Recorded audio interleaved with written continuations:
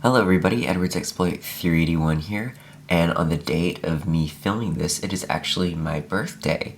I won't be revealing my age, but I thought I would show you guys this layout with a few new items that I recently got for my birthday, one of which is this new style Thomas from 2003, probably a bit later since it does have the learning curve logo on the bottom of the engine. But this is probably going to be the Thomas that I'll be using in my series. This is just really the stock standard Thomas that everybody uses.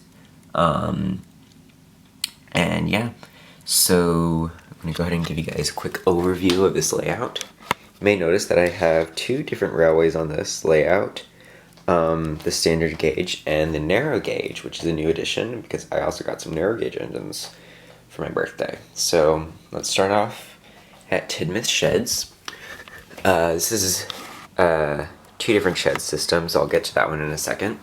But here's the main Tidmouth Sheds, where James is turning around on the turntable. There's Percy in a siding, Edward in the really useful engine shed, and just some sidings. This line, if you go straight, comes to a switch, and then there's the second shed. There's her top hat talking to that pink engine. I'm not going to reveal their name just yet, since it's not final what their name is going to be. But yeah. And then that line, if you kept up with my series, you would know what I'm talking about. Then that line goes past Birdie, underneath the bridge where Stepney is, and then to the quarry. There's Bill, Ben, and Mavis. And then that line goes through the narrow gauge route, through the narrow gauge layout. There's Duck underneath a coal hopper, probably about to get some coal with some tankers. Then it comes around to the three-way switch with Airy, Bert, and Diesel. Bert's line goes back to Tidmouth Sheds, and so does Diesel's line. In a sense, there's a T-switch, which there's Stanley, and then I'll get to that line in a minute. And then if you go straight right here, you'll come to another switch where Emily is, coming into Tidmouth Sheds, excuse me. There's another switch where Thomas is, and I'll get to that line in just a bit.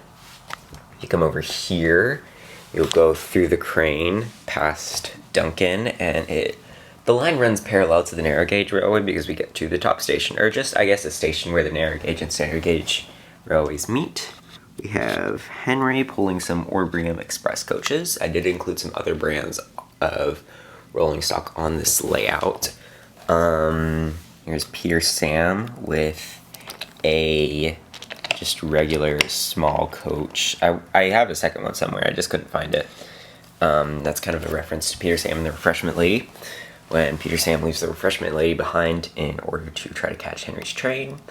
Then Henry's line goes up, around a bend, up to Gordon's Hill, where Gordon is. Thought that'd be appropriate to have him on Gordon's Hill. We go into the layout a little bit. This is kind of the tricky part of the layout where I have to get in. There's Gordon pulling express coaches, goes over the quarry, down a hill, around the bend, back to the T-switch where Stanley is. It goes back to Tidmouth Sheds. Stanley's line, if you go straight, there's Diesel's line. And then over here at the switch where Donald and Douglas are, you go down a hill. Let me get over to that side of the layout. Go down a hill. Behind the old style Tidmouth Sheds where Toby is, past some trees, and then here's Oliver, Toad, and I guess you could say that's Isabella, his Great Western Auto Coach. And then we end back here where Thomas is, pulling Annie and Clarabelle. I guess this could be like Thomas's branch line or something. And then over here, I guess this could be the docks or the wharf, since it does have a narrow gauge track. We're moving on to the narrow gauge railway. Here's Captain. Here is where the engines, I didn't really have that many switches left over. I just had these smaller ones, which I saved purposely for this layout because I tried to distinguish the narrow gauge and standard gauge layout, with the narrow gauge being this newer Brio track. I don't know if you can see that logo, but it says Brio. There are some discrepancies here and there, like that's not quite Brio. Those male and female adapters aren't Brio, and that bridge isn't Brio, but for the most part the actual track is.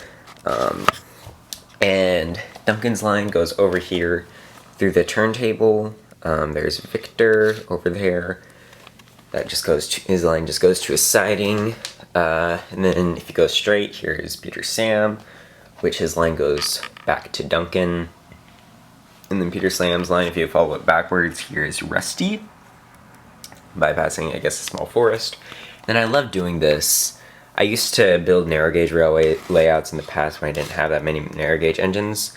They'd be a bit smaller than this, but what I would do is I would do a bridge on one side and then the cross on the other, just so it would have some substance crossing through the standard gauge railway. There's Skarloey, which is another new item of mine. Both Duncan and Peter Sam are new items. Skarloey is pulling some troublesome vans, I guess. Goes over a hill, which goes over the standard gauge railway and back to Duncan. Then Duncan's line just goes back to the turntable where Rusty is. And I'm pretty sure that that is the entirety of this layout.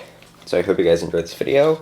Expect Paint Pots and Queens remake, or Paint Pots and Queen remake, as well as a Duncan Gets Spooked remake. And I hope you all enjoyed this video, and thank you so much for watching.